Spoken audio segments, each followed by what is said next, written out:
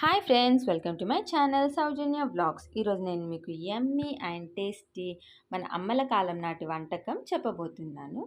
ఇది చింత చిగురు పప్పు అండి. దీనికి మనకు ముందుగా కావాల్సింది గ్లాస్ కందిపప్పు తీసుకొని నీట్గా వాష్ చేసేసుకొని ఒక 2 hours పాటు నానబెట్టేసుకుందాము. ఆ తర్వాత ఫ్రెష్గా తీసుకునే చింత చిగురు, ఒక గ్లాస్ కందిపప్పుకు ఎప్పుడైనా 1/2 kg చింత చిగురు తీసుకుంటే సరిపోతుందండి.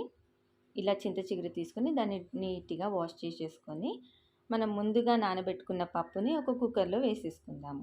అందులోనే మనము వెల్లుల్లి, జీలకర్ర, కరివేపాకు, పచ్చిమిర్చి, ఆనియన్స్ వేసుకుందాము. ఆనియన్స్ కాస్త ఎక్కువగా వేసుకుంటే మనకి టేస్ట్ అనేది చాలా బాగుంటుందండి. ఆ తర్వాత పసుపు వేసేసుకొని టొమాటోస్ వేసుకుందాము. టొమాటోస్ కొంతమంది వేసుకోరు, బట్ వేసుకుంటే చాలా బాగుంటుంది టేస్ట్ అన్నది. ఆ తర్వాత మనం ఫ్రెష్గా వాష్ చేసుకున్న చింత చిగురు వేసేసుకొని ఒక టేబుల్ స్పూన్ ఆఫ్ ఆయిల్ వేసేసుకొని కుక్కర్ విజిల్ పెట్టేద్దాము.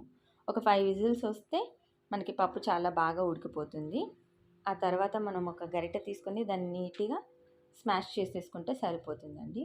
పప్పు రుబ్బే దాంతో చేస్తే మనకి పప్పు మరీ సాఫ్ట్గా అయిపోయి టేస్ట్ బాగుండదు. ఇలా గరిటెతోని లైట్గా స్మాష్ చేసేసుకుంటే సరిపోతుంది. ఇప్పుడు మనం సాల్ట్ వేసుకుందాము. సాల్ట్ వేసేసుకొని దీన్ని పక్కన పెట్టేద్దాము. ఆ తర్వాత మనకి పోపుకి ముందుగా ప్యాన్ పెట్టేసుకొని ఒక 2 టేబుల్ స్పూన్స్ ఆఫ్ ఆయిల్ వేసేసుకుందాము. అందులోనే ఆవాలు, జీలకర్ర, ఎండుమిర్చి, కరివేపాకు, ఒక స్పూన్ ఇంగువ వేసుకుందామండి. డైజెషన్ చాలా బాగుంటుంది. ఆ తర్వాత గార్లిక్ వేసేసుకుందాము. గార్లిక్ బాగా ఫ్రై అయిపోయిన తర్వాత పసుపు యాడ్ చేసేసుకుందాము. అన్నీ బాగా ఫ్రై అయిన తర్వాత మనం ముందుగా ఉడకబెట్టేసుకున్న పప్పులో పోపుని యాడ్ చేసేసుకుంటే మనకి పప్పు అన్నది రెడీ అవుతుందండి.